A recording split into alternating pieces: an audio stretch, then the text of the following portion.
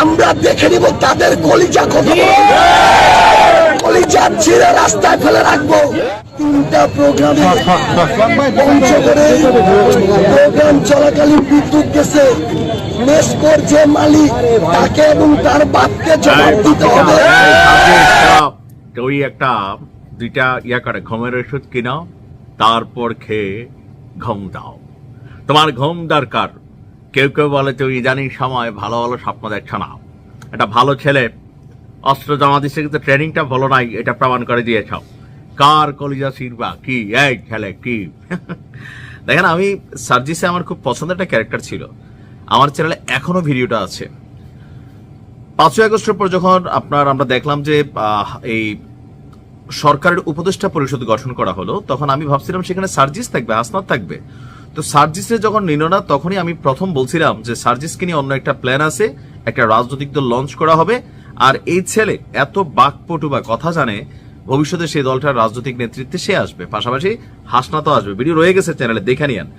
সেই কথা কিন্তু সত্যি হয়েছে। কিন্তু ইদানিং সময়ে যে বক্তব্যটা আপনারা শুনলেন, সার্জিস যেই ভাষায় তার পঞ্চগড়ের যে নেস্কো মানে যে বিদ্যুৎ খাতের যারা সাপ্লায়ার বা যারা সেখানে কাজ করেন তাদের কলিজা ছিঁড়া রাস্তায় ফালাই দিবেন, এই যে বক্তব্য, এটা নিয়ে তিনি যদিও সরি বলছেন এবং তিনি এটা একটা ব্যাখ্যা দিচ্ছেন, অভিযোগ এনেছেন যে একবার না, তিনি যেদিনে বক্তব্য দিতে যান তার বক্তব্য শুরু হলে কারেন্ট চলে যায়।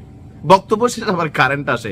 মনে হয় সেখানে কেউ দুষ্টামি করে, অথবা বিষয়টা কাকতালীয়, অথবা যান্ত্রিক গোলযোগ।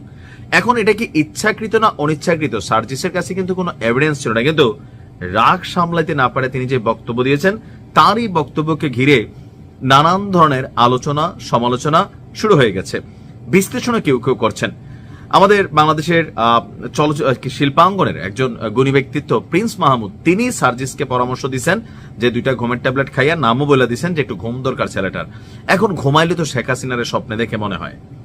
কারণ অন্য দলের অন্য নেতাকর্মীরা কি করছে, নাহিদ ইসলাম কি করছে ফ্যাক্ট না, কিন্তু হাসনাত এবং সার্জিস তাদের মধ্যে একটা ভয় সবসময় কাজ করে। কারণ তারা এতটা জি ভাই বললে হাসনাত যেরকম কথা বলছে, বা সার্জিস বঙ্গবন্ধু নিয়ে লোল টোল ফালাই, এখন বঙ্গবন্ধু নিয়ে আবার এই একই সার্জিস যখন কথা বলে, তখন মানুষের কাছে কিন্তু দ্বিচারিত একটা চরিত্র তৈরি হয়ে গেছে সামহাও।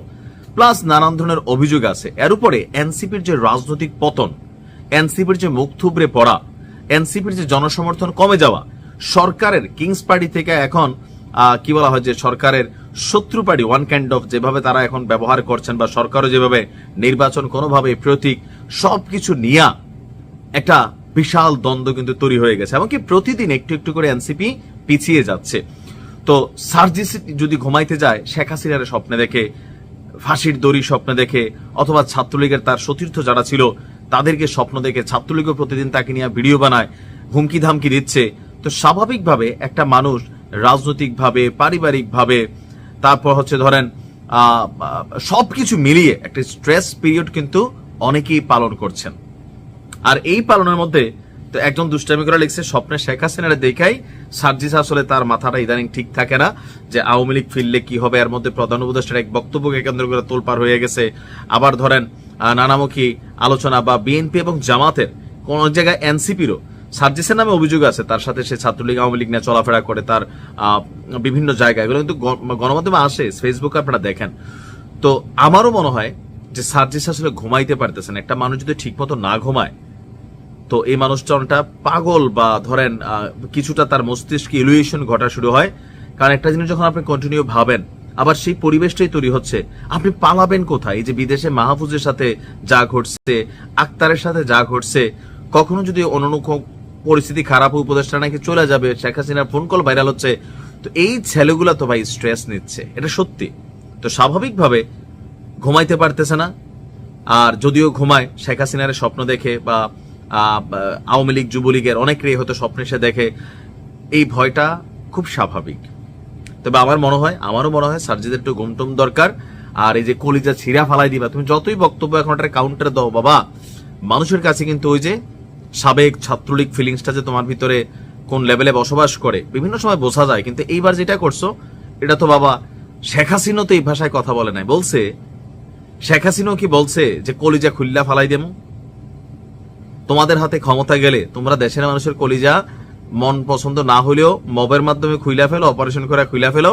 পাবলিক কিন্তু এখন এরকমই মনে করছে অনেক ক্ষেত্রে যে ভাই আর যাই হোক, বিএনপি ক্ষমতায় যাক, জামাত যাক, এনসিপি ওয়ালাদের ক্ষমতায় নেওয়া যাবে না, কারণ এদের প্রত্যেকের বক্তব্যই কাছাকাছি লেভেলের।